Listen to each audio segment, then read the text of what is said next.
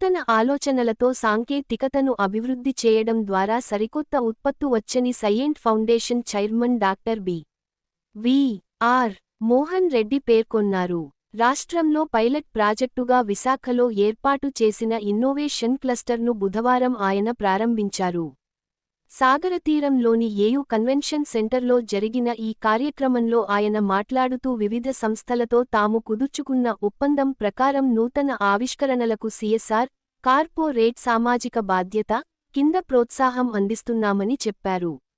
AU, all India council for technical education భాగస్వామ్యంతో ఈ కార్యక్రమానికి శ్రీకారం చుట్టామని తెలిపారు.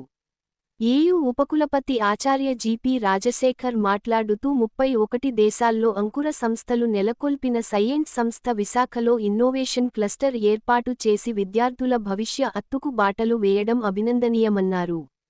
కానిక్లేవ్లో స్టేక్ హోల్డర్ ఎంగేజ్మెంట్పై phase 1 pilot project report, Visakha cluster technology and మేధో హక్కుల సంగ్రహణం, IT governance portal live demonstration సహా పలు బ్రోచర్లు ప్రారంభించారు. కార్యక్రమంలో భాగంగా వివిధ స్టాల్స్ ఏర్పాటు చేశారు. ఇన్నోవేషన్ కౌన్సిల్ జాతీయ సమన్వయకర్త దీపన్ సాహు, ఆచార్య జి. ఎం. జై. రాజు, డాక్టర్ పి.ఎన్.ఎస్. వి.